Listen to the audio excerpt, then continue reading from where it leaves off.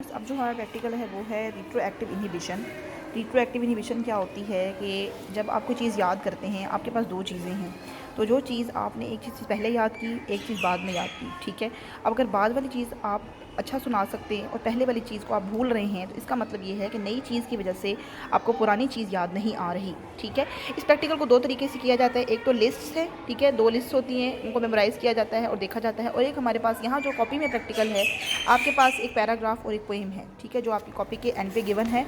यहाँ पर practical copy में अगर आप देखें तो यहाँ पर एंड पे गिवन होगा, ये लिस्ट भी है, ठीक है, और इसके अलावा यहाँ पर पैराग्राफ और पोएम गिवन है।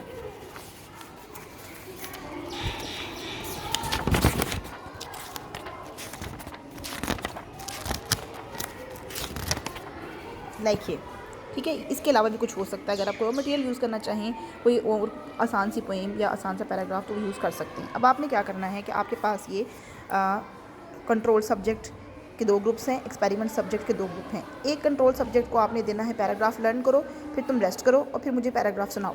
अब क्या होगा, इंटरफेरेंस तो है ही नहीं, ठीक है। उसने एक चीज़ याद की और उसने थोड़ी रेस्ट के बाद सुना देनी है, ठीक है। दूसरा सब्जेक्ट है, उसको आपने कहा रेस्ट करो और पोएम याद करो, ठीक है। अब क्या हुआ कि उसने रिकॉल की पोएम, तो जाहिर है कोई इंटरफेरेंस नहीं होगी, ठीक है। हमने तो ये देखना है कि इंटरफेरेंस काम करती है, रिट्रोएक्टिव भी होती है, प्रोएक्टिव होती है। यहाँ पर आपके जो प्रैक्टिकल हैं उसमें रिट्रोएक्टिव है, एक प्रोएक्टिव भी होती है, ठीक है। उसको यहाँ मेंशन नहीं, इसलिए मैं उसको एक्सप्लेन नहीं कर रही। तो अब यहाँ ये है कि यहाँ इस बच्ची जो एक्सपेरिमेंटल सब्जेक्ट है, जिसके ऊपर हम इंडिपेंडेंट वेरिएबल को अप्लाई करते हैं, मैनिपुलेट करते हैं, अब हम उस पर एक्सपेरिमेंट कर रहे हैं, ठीक है। इसमें क्या होगा, एक बच्चा जो है वो पैराग्राफ लर्न कर रहा है, वही बच्चा पोएम लर्न कर रहा है। फिर अब उससे मैं कहूँगी कि पहले मुझे पैराग्राफ सुनाओ, फिर मुझे पोएम सुनाओ, ठीक है। अब क्या होगा, अगर उसने पोएम अच्छी सुना दी और पैराग्राफ इंटरफेयर हो रहा है या उसे नहीं याद आ रहा, या कुछ वो वर्ड्स जो हैं वो उसके इंटरमिंगल हो रहे हैं, मिक्स हो रहे हैं, इसका मतलब ये है कि उसे ये वाली चीज़ अच्छी याद रह गई और वो वाली चीज़ उसको सही नहीं याद आ रही, या वो रिकॉल नहीं कर पा रहा, ठीक है, इसको टाइम ज़्यादा ले रहा है। इसका मतलब ये है कि यहाँ पर रिट्रोएक्टिव इन्हिबिशन हो रही है। रिट्रोएक्टिव इन्हिबिशन मीन्स कि जब फ्रेश लर्निंग जो होती है वो जो पास्ट लर्निंग के साथ इंटरफेयर करती है, ठीक है, उसकी वजह से आपको पहले वाला याद नहीं आ रहा, ठीक है।